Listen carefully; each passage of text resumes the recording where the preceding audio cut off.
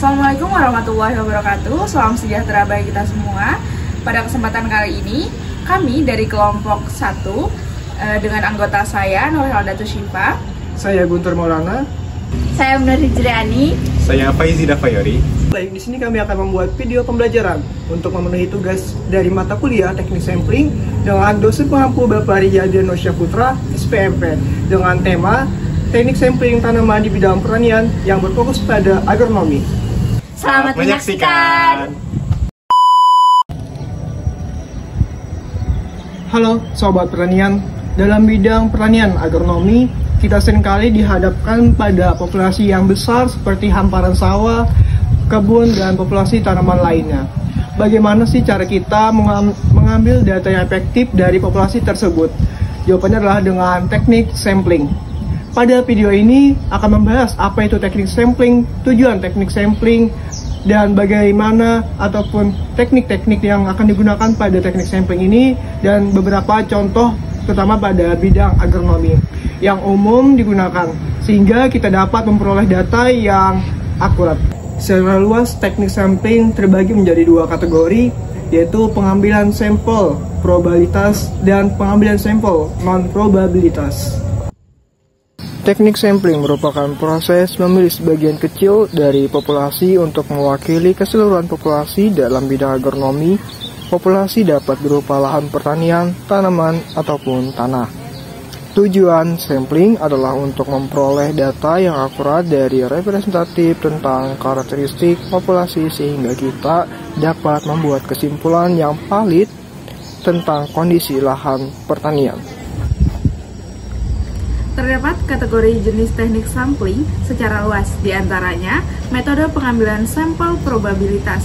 Metode pengambilan sampel probabilitas disebut juga sebagai random sampling atau representative sampling. Dalam pengambilan sampel probabilitas, setiap anggota populasi memiliki jumlah yang diketahui atau bukan nol, kemungkinan untuk dimasukkan ke dalam sampel.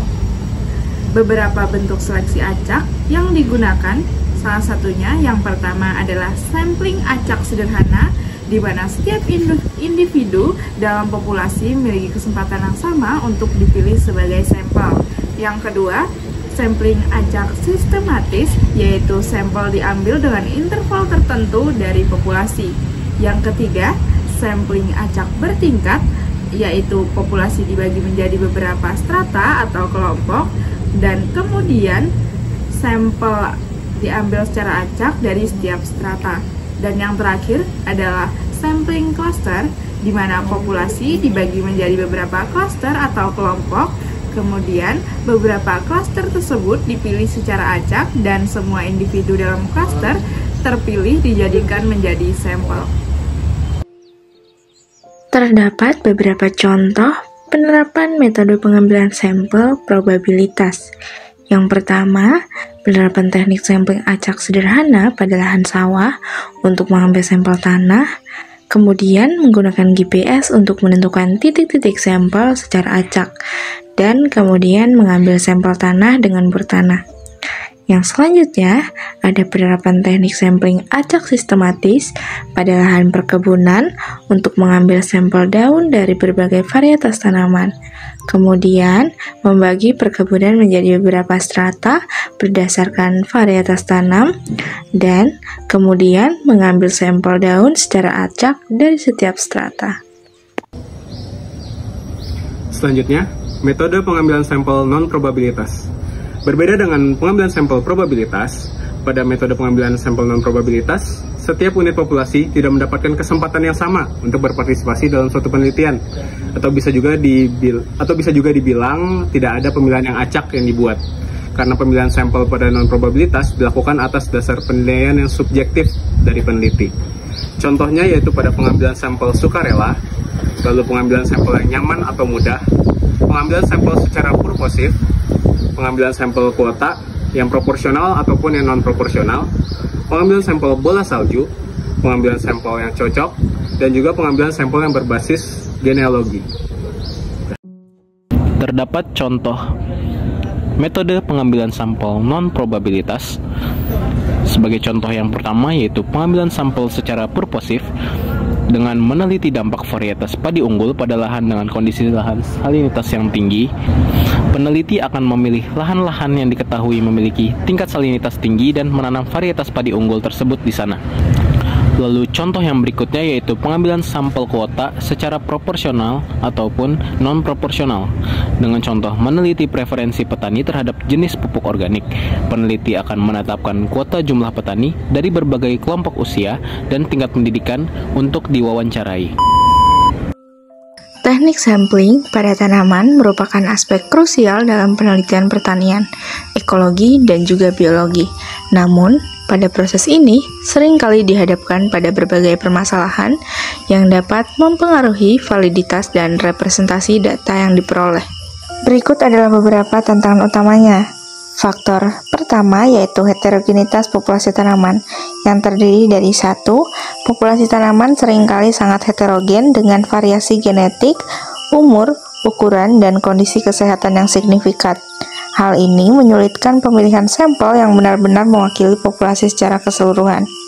Yang kedua, variasi lingkungan, seperti perbedaan kesuburan tanah, paparan sinar matahari, dan ketersediaan air. Juga dapat menyebabkan perbedaan besar antar tanaman dalam satu area. Kedua, pola sebaran tanaman. Tanaman dapat memiliki pola sebaran yang beragam, seperti acak, mengelompok, atau seragam. Pemilihan teknik sampling yang tepat harus mempertimbangkan pola sebaran ini untuk menghindari bias. Tanaman yang mengelompok dapat menyebabkan overrepresentasi area tertentu jika teknik sampling acak sederhana digunakan. Ketiga, ukuran dan bentuk unit sampel. Penentuan ukuran dan bentuk unit sampel yang optimal dapat menjadi tantangan. Unit sampel yang terlalu kecil mungkin tidak menangkap variasi yang ada. Sementara, unit sampel yang terlalu besar mungkin tidak praktis atau efisien. Bentuk unit sampel juga sangat penting. Misalnya, pada unit sampel berbentuk kuadrat, mungkin lebih cocok untuk tanaman dengan sebaran acak. Sementara, unit sampel berbentuk garis mungkin lebih baik untuk tanaman yang tumbuh dalam barisan. Dengan permasalahan tersebut dapat menyebabkan kesalahan dalam estimasi populasi, analisis statistik yang tidak tepat, dan kesimpulan yang salah. Oleh karena itu, penting bagi peneliti untuk 1. Memahami karakteristik populasi tanaman yang diteliti. 2. Memilih tanaman sampling yang tepat berdasarkan tujuan penelitian dan kondisi lapangan. 3. Menggunakan teknik sampling acak atau berlapis untuk mengurangi bias atau human error. Kesimpulan pada video kali ini yaitu teknik sampling sangat penting dalam penelitian agronomi karena memungkinkan kita untuk memperoleh data yang akurat dan representatif tentang kondisi lahan pertanian. Data ini dapat digunakan untuk membuat keputusan yang tepat tentang pengelolaan lahan pertanian seperti pemupukan, irigasi, dan pengendalian hama dan penyakit. Demikianlah video pembelajaran tentang teknik sampling dalam penelitian agronomi. Semoga video ini bermanfaat bagi teman-teman semua. Terima kasih telah menonton. Bye!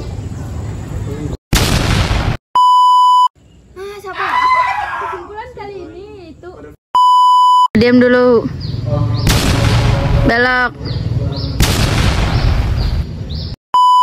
Agronomi karena memungkinkan kita untuk memperoleh Pertanian. Dalam bidang pertanian tentunya kita memerlukan sampling. Di bidang agronomi kita seringkali dihadapkan pada populasi yang besar seperti ini stop dulu. Ya.